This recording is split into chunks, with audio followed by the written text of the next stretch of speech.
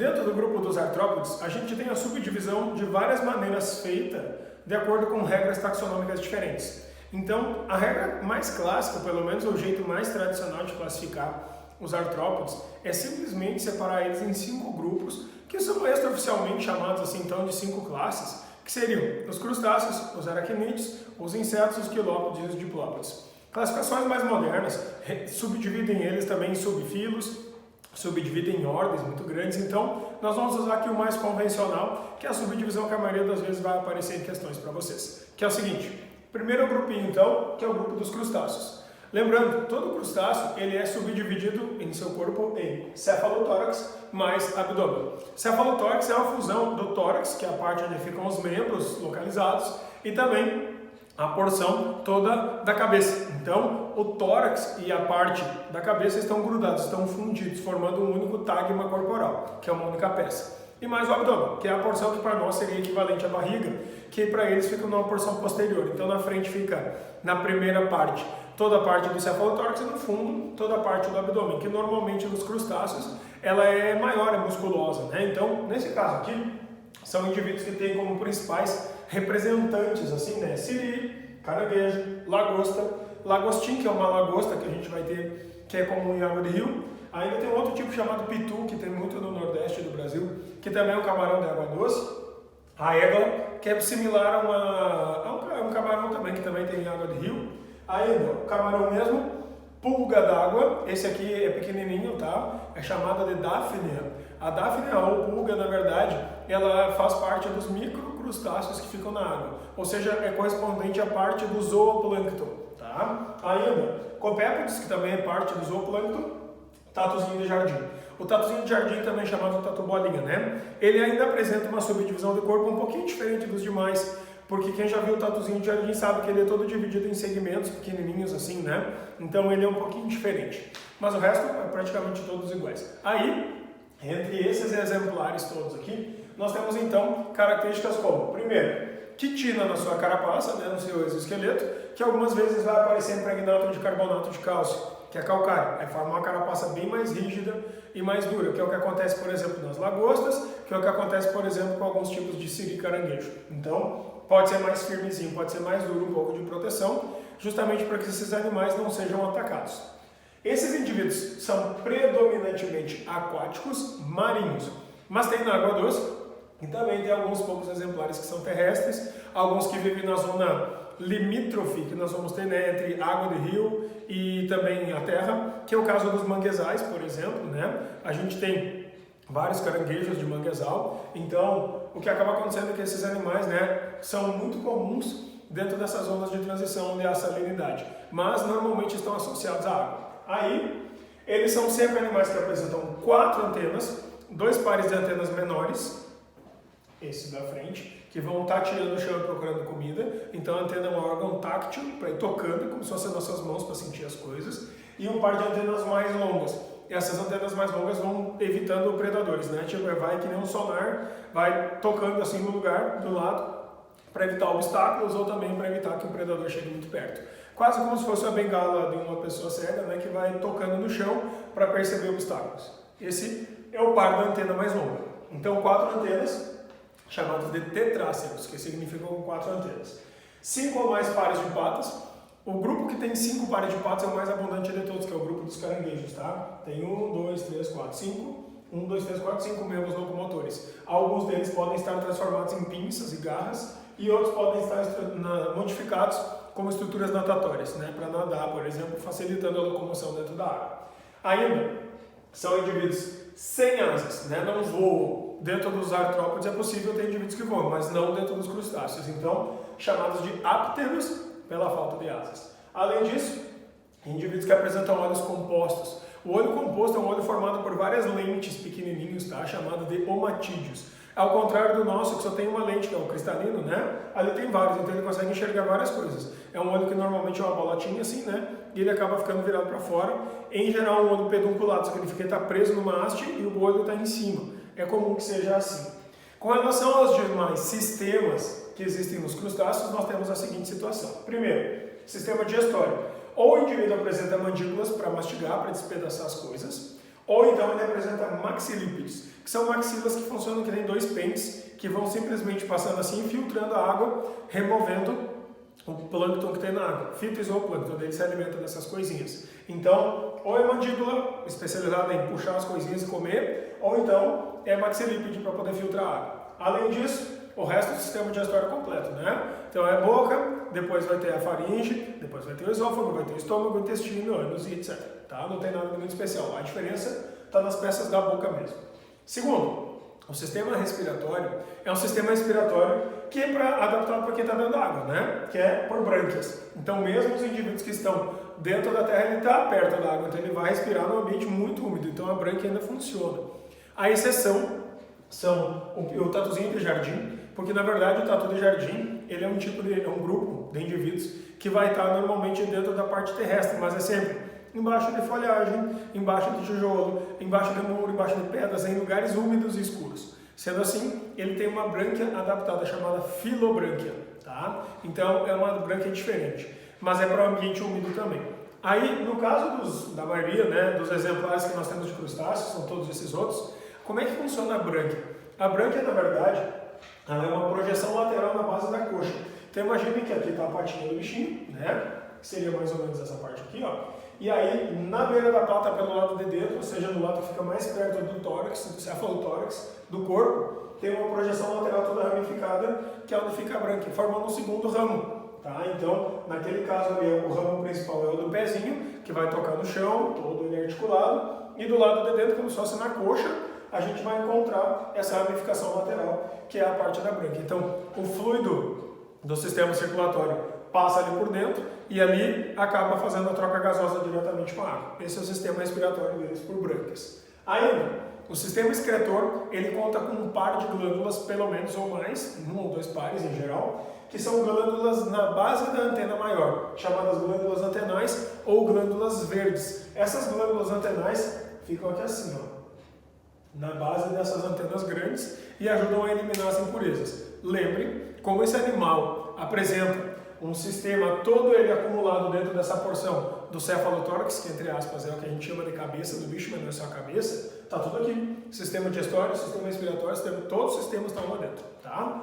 Aí, esses indivíduos ainda apresentam um sistema nervoso na forma de gânglios nervosos ventrais. Então, como a cabeça está tudo aqui, o olho está aqui, está tudo aqui, então eles vão apresentar um sistema nervoso ganglionar e ventral. Então ele tem um par de gânglios nervosos que ficam aqui assim, e depois dois nervos que vão seguindo pela parte inferior do corpo, tá? Então vem por aqui, passa pelo olho, pega toda essa porção do resto do corpo. Por isso que quando a gente pega, por exemplo, um camarão, tipo isso aqui que eu tentei desenhar, e corta ele, a gente vê um cordãozinho acinzentado por dentro. Aquilo ali é o cordão nervoso que vai desde a parte do cefalotórax até o último pedacinho do corpo do bichinho, né? Que é para poder coordenar as atividades de movimentação, por exemplo. Ainda, para a reprodução, nesse caso, a gente vai ter fecundação interna. Então, em geral, vamos pegar um exemplo aqui, os ciris e caranguejos têm esse formato aproximado, ficam com o abdômen dobrado para dentro, por baixo do corpo. Embaixo disso aqui, quando tem esse formato triangular do abdômen, que seria esse pedaço aqui, ó, a gente vai ter dois canudinhos assim. Esses canudinhos são órgãos de cópula que ficam escondidos embaixo desse triângulo. Quando o macho vira o abdômen para baixo, os canudinhos aparecem e ele introduz na fêmea, fazendo fecundação interna. Quase sempre nós vamos ter órgãos de cópula para fecundação interna, tá? Pode ter indivíduos, tipo, por exemplo, copépodes e outros que são hermafroditas, mas isso é uma coisa mais rara de acontecer. Então, fecundação interna e o desenvolvimento. Aí vem a diferença. Ele pode ser direto, que são mais raros, então, ou pode ser indireto. Quando tiver isso, desenvolvimento indireto, lembre que é a grande maioria nesse caso, e é indivíduo que desenvolve com larva, né, que tem estágio larval. Então, nesse caso, a larvinha se chama náuplia ou náuplio. Embora existam outros tipos de larvas, o náuplio ou náuplia é a mais popular que nós vamos ter dentro do grupo dos crustáceos. Então, eu sugeriria que vocês tentassem lembrar sempre pelos exemplos que nós vamos ter, que isso ajuda a lembrar mais fácil das características de cada um. Né? Primeiro, que não voa. Segundo, que esses indivíduos aí vão ser indivíduos que têm 4 antenas diferentes dos demais. Então, esse é um grupo bem importante. Em geral, nós vamos ter nesses animais uma coisa super importante, que é o fato de muitos deles serem utilizados na alimentação. Né? Então, isso conta muito. Então, onde a gente tem uma boa biodiversidade, normalmente dentro da água existem crustáceos. Caranguejinho, lagostinho, alguma coisinha normalmente vai ter, certo? Então, na estrutura geral, suponhamos um camarão, né? O camarão vai ter no cefalotórax todas essas pernas aqui, e aí nos segmentos que aparecem no abdômen aparecem umas micropatinhas, mas é mais como uma estrutura de natação mesmo. 2 pares de antenas, na base da maior o sistema excretor de glândulas verdes, e os maxilípedes ali na parte que nós vamos ter, que é em especial para filtrar a água. Aí o olho, que nesse caso é um olho normalmente não pedunculado no camarão, mas que é todo ele facetadinho, porque é um olho composto.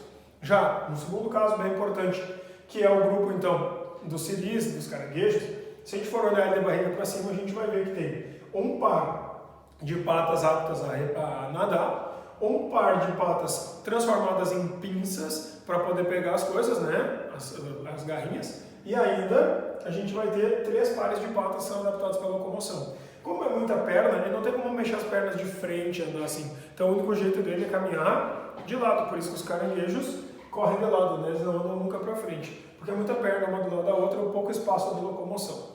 Então, cuidado bastante, porque são grupos bem importantes.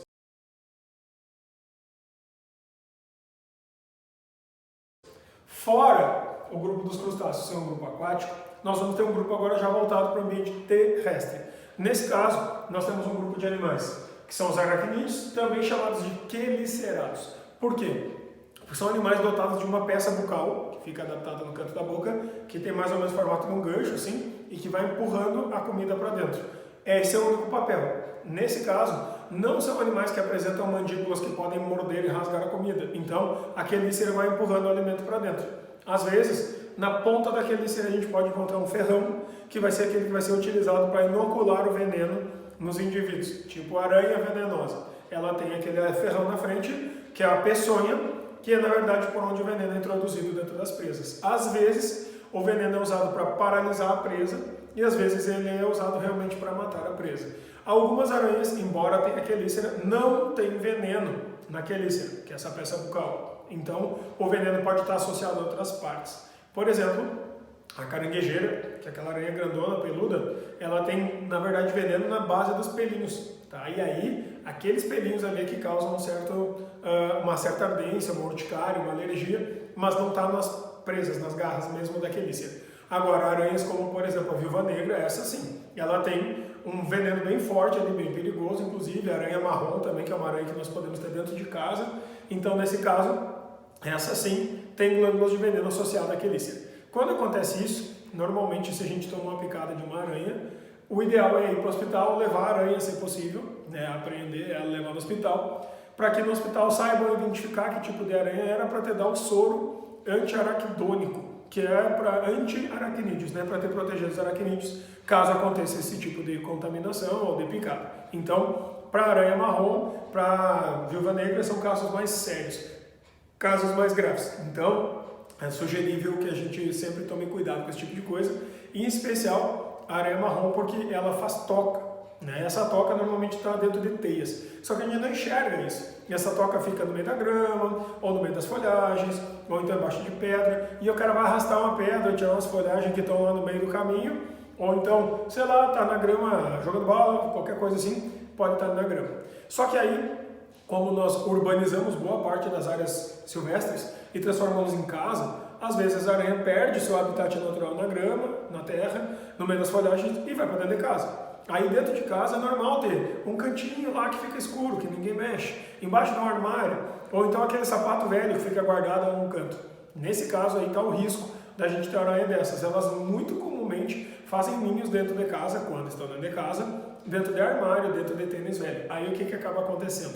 Se acontece esse tipo de coisa, é geral, é normal, que quando a pessoa vai pegar um sapato velho, que ela tenha o hábito de ir botar o sapato direto, mesmo sem verificar o que tem dentro, ou pior, tem gente que vai verificar o que tem dentro para ver se não tem uma meia velha, alguma coisa ali, e enfia a mão para dentro do sapato e a aranha está lá dentro. E obviamente, como ela se vê coagida, ela ataca. E quando ela ataca, normalmente os acidentes ou dão nas palmas das mãos, na ponta dos dedos, ou então nas pontas dos pés. O problema é que a aranha marrom ela tem um veneno necrótico. ele pode necrosar a musculatura. E o pior, ele circula e se esparrama pelo corpo. Então, existe risco de amputação de membros, existe risco de perder uma perna, um pé, alguma coisa assim, ou às vezes até de morte. Por isso que o uso do soro, nesse caso, se faz necessário. Então, o grupo dos aracnídeos aqui é o grupo mais sério, até porque tem escorpiões também que podem ser muito venenosos, né? Tem um gênero específico de escorpião chamado Titilus, tá? Que é muito perigoso, é um escorpião pequeno e amareladinho, certo? Então, nesse caso, todos os aracnídeos, ou quelicerados, são indivíduos divididos em cefalotórax e abdômen. A única coisa que eles têm revestindo e protegendo, formando seu exoesqueleto, é a quitina, não tem nesse caso calcário, como tinha nos crustáceos. São animais terrestres e, como disse, eventualmente domésticos, então às vezes está dentro de casa. Ainda, indivíduos sem antenas, nenhuma. Então são chamados de áceros, que é sem antenas. Então eles substituem essas estruturas das antenas por outras estruturas que são órgãos tácteis, né, que podem tocar e sentir, sem contar que quase sempre os bichinhos esses vão ter pelinhos pelo lado de fora que vão ajudar eles a perceber o meio melhor. Então, lembre, aqui no caso dos crustáceos, nós tínhamos 5 pares de patas, mais as pinças, né, e tal. Então, aqui no caso dos aracnídeos, tem 6 membros ou 6 estruturas de locomoção, ou estruturas externas, apêndices. Desses 6, 4 serão patas. Então, nesse caso, 4 patas, mais um par de patas transformadas para órgão táctil, chamado de pedipalpo. Palpo significa palpar, tocar em alguma coisa.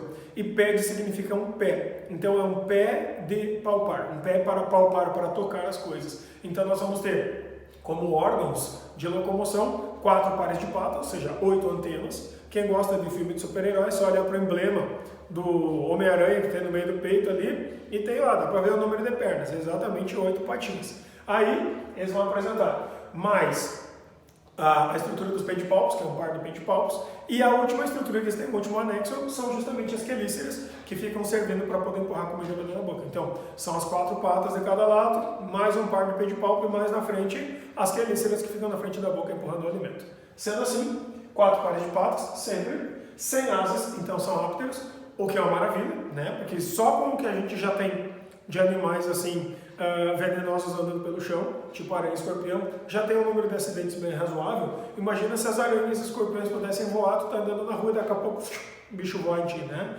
Então seria bem mais perigoso. Então aranha e escorpião não têm asas, então são ápteros, apresentam de 6 a 8 olhos. Então aqui em cima na frente, normalmente são 2 fileiras de olhos, uma fileira em cima com 4 olhos e uma fileira embaixo com 4 olhos.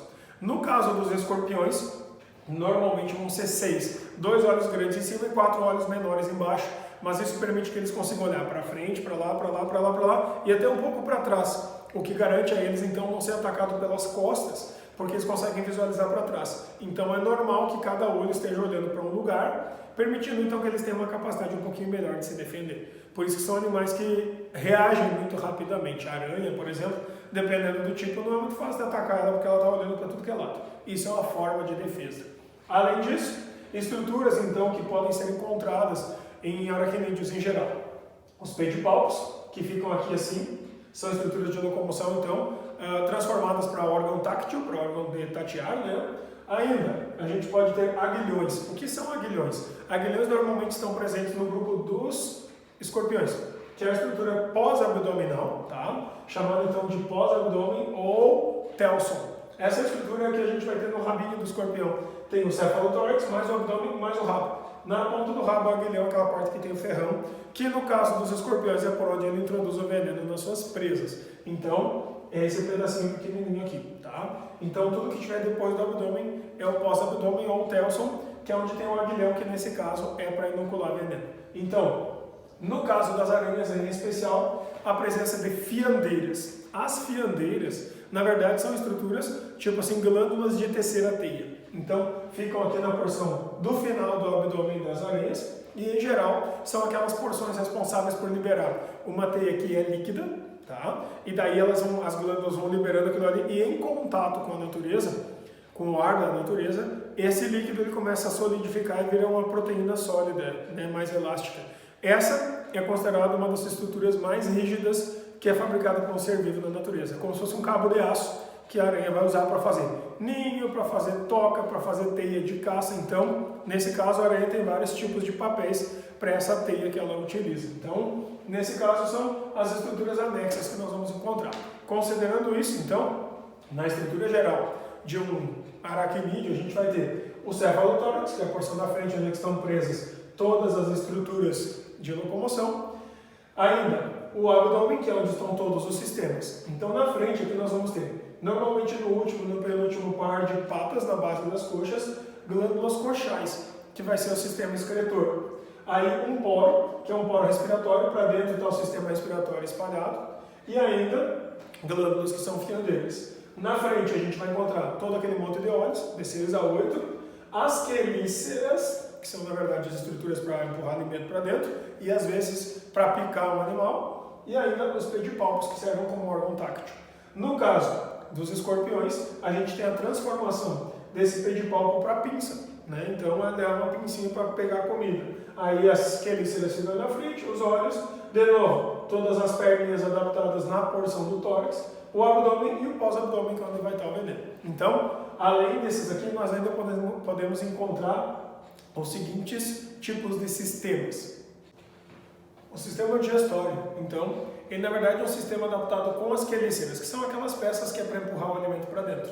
Nesse caso, então, além do sistema com quelíceras, a gente pode ter uma segunda parte importante, que é o seguinte: a digestão é extracorpórea, que significa que ela acontece fora do corpo. Então, em geral, pela quelícera mesmo, o aracnídeo tem capacidade de liberar uma secreção, tipo como se fosse uma saliva, cheia de enzimas sobre aquela comida. Derrete o alimento do lado de fora do corpo, ele vai ter que fazer um pouco aquilo ali, e o bicho suga para dentro do corpo aquele alimento pré-derretido e termina a digestão dentro do seu corpo. Então, é como se as aranhas pudessem, por exemplo, em alguns casos, e fazem isso, prender a presa, tipo, mumifica aquela presa que está lá dentro da teia presa, vai lá, cria uma múmia com a teia, aí dá uma ferroada com a quelícera para dentro da múmia, joga as enzimas digestivas ali para dentro, derrete o alimento dentro da múmia, dá um tempo para ele desmanchar, depois vai lá, fura aquela múmia e simplesmente chupa o caldinho que sai ali pré-derretido. Aí o resto do sistema digestório vai terminar o processo de digestão. Então a digestão começa com essa questão fora do corpo. Segundo caso, que é o sistema respiratório chamado de filotraqueal, que significa ele tem forma de folhas. Então uma traqueia, que é um sistema similar à nossa traqueia, esparramado pelo corpo, mas tem um poro que fica na porção do abdômen, mais ou menos aqui assim, no início do abdômen, e esse poro, ele é cheio de lâminas pequenininhas. Como por dentro do corpo desses animais a gente vai ter aquele fluido que não é um sistema circulatório fechado, não é sangue então, mas é uma hemolinfa que passa por ali, como é uma lâmina muito fina, ele difunde os gases por aquele poro. Se a gente tampar isso aqui embaixo, por exemplo, leva uma aranha morte, por exemplo, por asfixia, por não poder fazer trocas gasosas. Seria como obstruir o nariz e a boca de uma pessoa, impedindo que o ar vá lá dentro fazer a troca gasosa para eles. Então, esse sistema é o sistema filotraqueal, que é a traqueia, que é esse sistema de dutos que termina em forma de lâminas finas ou folhas. Ainda, o sistema excretor. O sistema excretor, como a gente já tinha visto, fica nos últimos pares de patas, normalmente na base das coxas, e é uma glândula em forma de um saquinho que vai empurrando tudo para fora.